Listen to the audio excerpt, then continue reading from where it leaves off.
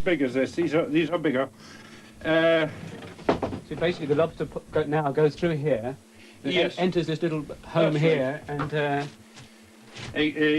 The idea of him is he comes in here for the bait that's in this bait band here, put the fish in here, and he goes into this end, and this flap comes down, he can't get back out. sort of one-way passage. It's a one-way passage, but if you don't fasten this door properly, he'll get back out. We used to just tie them normally like that with a bow, and we found that there was a lot getting out, so we had to fasten them around the top here with a bow clove hitch, and we never find that not coming out.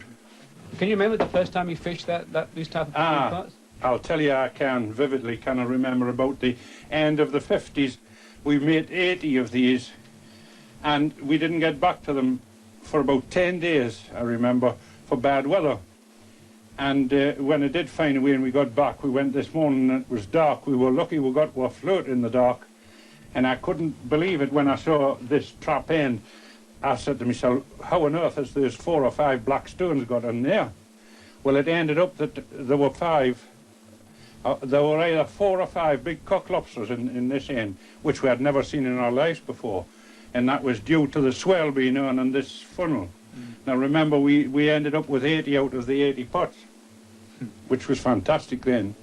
I bet everyone else changed to the new type of pot overnight, didn't they? Oh yes, yes, we all made a lot after that. We had the ordinary kind for the crab fishing, and then we made these ones with a parlour in the end, and the one rod in for the lobsters. We used to use them in the back end. Do fishermen take to change, do you think?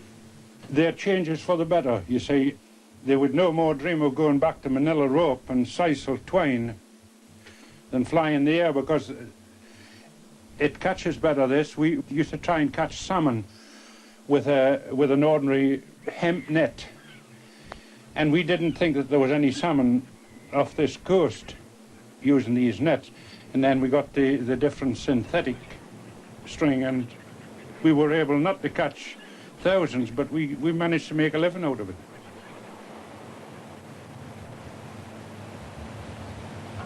Down the Northumberland coast, at Newbiggin by the sea, Jackie Lar Robinson works the new nylon netting, the net shuttle that his father could have used.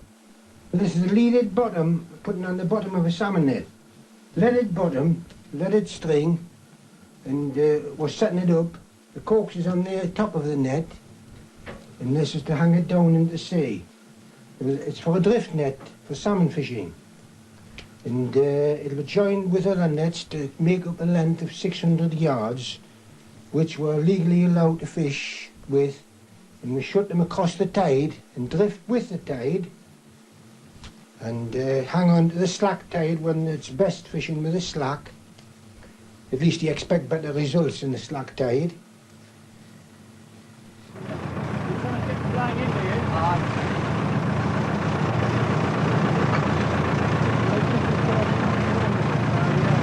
So we just went out fishing this morning, and it seemed to me rather like a big curtain hanging in the water. Is that how you describe it? Hang like a curtain, yes. The corks are on the surface, and the leaded bottom has the net hanging vertical down in the water from the surface, and you drift with the tide.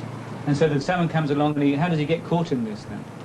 Well, if he's coming along with a bit of speed and he goes into the mesh, he takes the net with him. He's meshed, but he's taking the net with him, and he ends up in a pocket of net. Raffles himself in the net, as we would say. The economics of coastal fishing are unique. Low overheads, labour-intensive, high risk, but also high prices, especially for the salmon. A bit of money. Let's put it that way. Put it that way. Salmon, do you have lobsters? Oh no, lobsters is the on salmon. Lobsters is £3 a pound just now. And the salmon, I think, are just about £2 a pound. So if you have a good day, you can get 5 or 6 salmon, 5 or 6 £10 salmon if you're doing well. Oh, if you're doing well, you've had a good day if you have 5 or 6 salmon. Yes. Do you remember a lean year like this, Jackie? Can you remember when it was bad, when you used to go to salmon? Oh, in the 50s it was very poor. It was some very, very poor seasons. But of course it's just part of the job.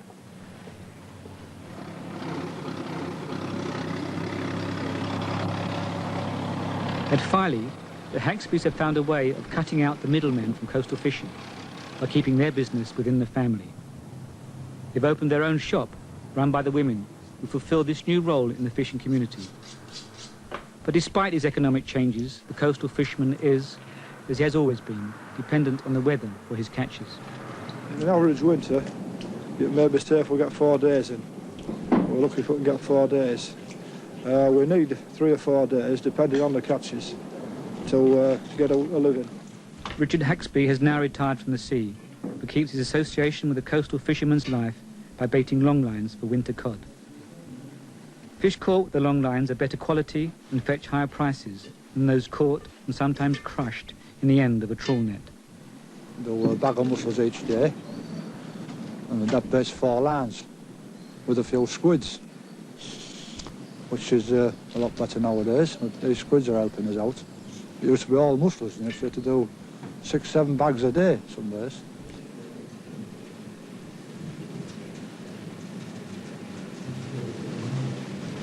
So how do you shoot the lines and when you're fishing? Well, put it on the side like this, and then I pick the hooks up. It's picked up by one and passed to the other and thrown over like that. So this is why the line's got to be baited very straight. If, for instance, I picked that hook up and left that one would come back and get me in the hand. So you've got to have the lines baited straight. Very straight in rows right down to the bottom. So you've got to have nippy fingers to get when you're actually That's right, your head. Nimble fingers and good eyesight to get them overboard straight. If you don't, you get what we call a frapper tangle, and of course you don't fish as good. You're wasting hooks. Yeah. They're going overboard. So how many hooks you got there? 200 hooks on each line. And how long's the line? The line's about 1/3 of a mile long. 12 lines a day for a 3-man boat, and all the lines are joined together as one line. Long lining is painstaking, back-breaking, and, until recently, men and women's work. While the men were at sea, it was the woman's job to search for bait, mussels, whelks and limpets. It was cold, wet, hard work. The men returned from sea at around noon, and after lunch the lines were baited. It could take 6 hours. One woman would split open the 1,000 or so mussels required to bait a line. Oh, that rough life. Helping launch the boat and helping launch the boat, yes. And mind any time of year, January, February, any time. Did it get wet? Aye, they did.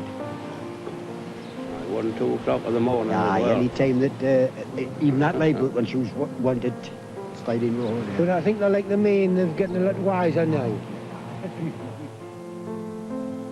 It's easy to have a romantic view of fishing people's lives.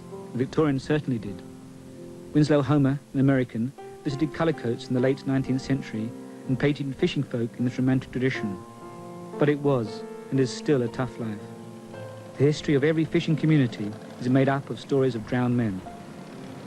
The sea can bring all of us a certain inner peace, but danger is always close. Away from the shelter of this bay, a gale is blowing. And on a morning like this, only the young and foolhardy are putting out to sea.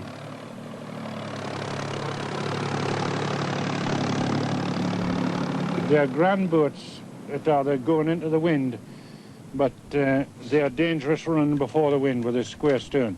They'll run away on the sea. In fact, in 1928, there was a Coble lost out across there, and it was thought that that's what had happened. It was a strong southerly wind, and she was coming for home with her stern to the wind, and she ran away on a big sea. Broach too, that's, you know, swung round and went over on her side and turned over.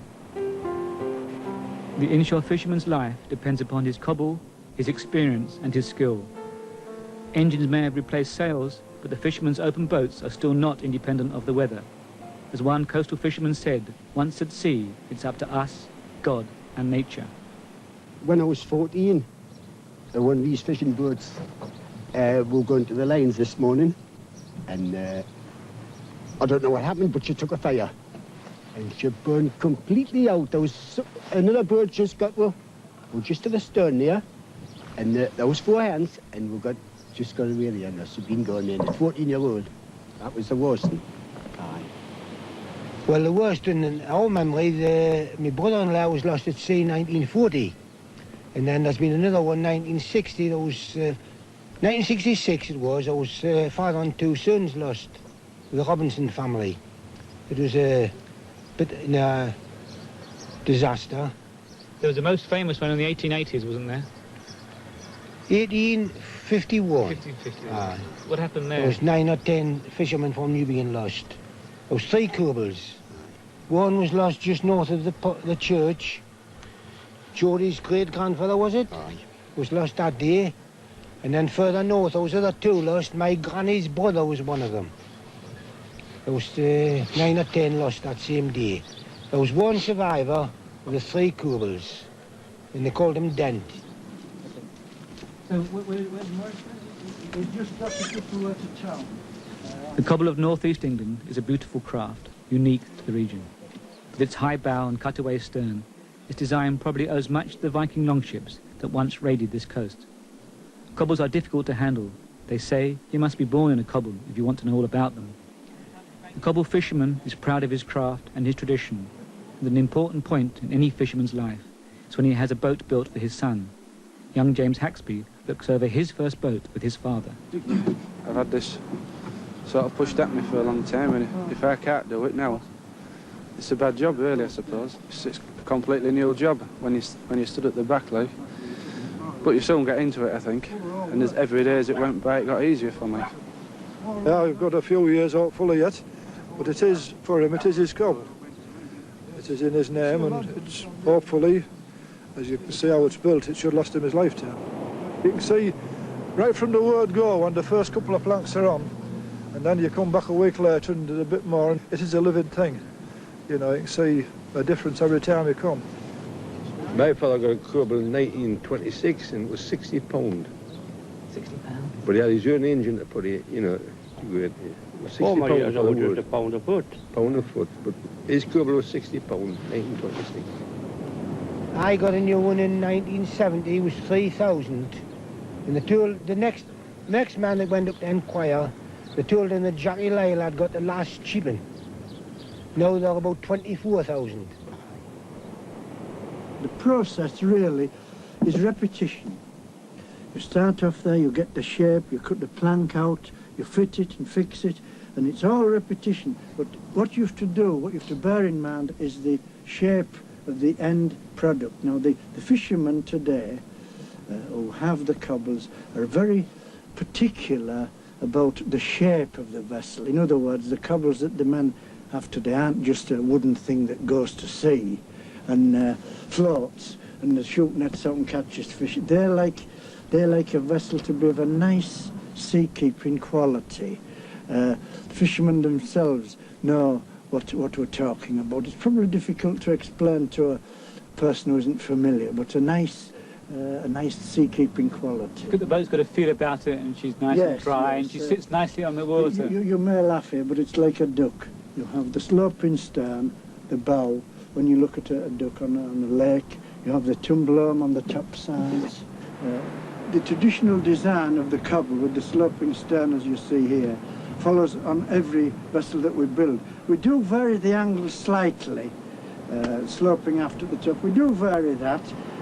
If they're used on a beach, like Filey, where the tractor goes in at the stern and pushes them off the wheels, they don't like too much slope.